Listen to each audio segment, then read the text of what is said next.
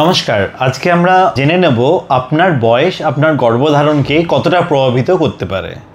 আমরা জানি যে মহিলার ক্ষেত্রে যখন তার জন্ম হয় তখন সে অ্যারাউন্ড 1 মিলিয়ন মতো তার ডিম থাকে। এবার সেই ডিমটা কখন ক্ষরণ শুরু হয়? যখন তার মেনস্ট্রুয়েশন চালু হয়। সেটা কখন শেষ হয়? যখন তার মেনোপজ হয়। তো এই সময় টোটাল এই 20 থেকে 25 বছর বয়স যেটা হচ্ছে সেই সময় টোটাল অ্যারাউন্ড 400 মতো শেয়ার এগ বেরোচ্ছে। কিন্তু এই যে 1 মিলিয়ন এগ সেটা কিভাবে নষ্ট হয়ে যাচ্ছে? কারণ প্রত্যেকটা মাসে এই একটি এগ বেরোনোর সময় তার সঙ্গে সঙ্গে 1000-2000টি এগ তার কিন্তু নষ্ট হয়। সুতরাং আপনি যদি ভাবেন যে আমার 1 মিলিয়ন এগ ছিল এবার সেটা ছাড়া আপনার রিপ্রোডাক্টিভ ইয়ার জুড়ে থাকবে, সেটা কিন্তু নয়।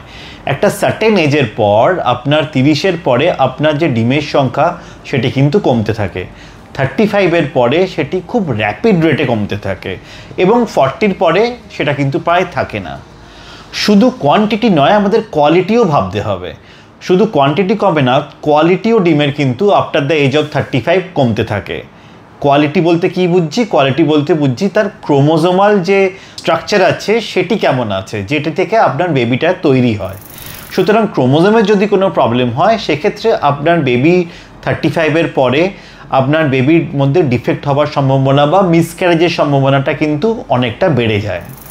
সুতরাং আমরা এটাই অ্যাডভাইস করি যে আপনার এজকে সবসময় আপনি কাউন্ট করবেন যখনই আপনি আপনার বিয়ের পরে সন্তান ধারণের ক্ষেত্রে আপনি প্ল্যান করবেন।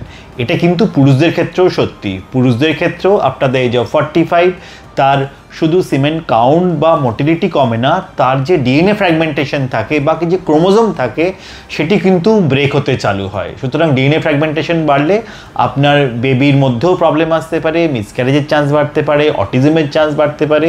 সুতরাং বয়স একটা কিন্তু বন্ধাত্বের জন্য একটি বড় ফ্যাক্টর। এটিকে সবসময় আপনারা মাথায় রাখবেন।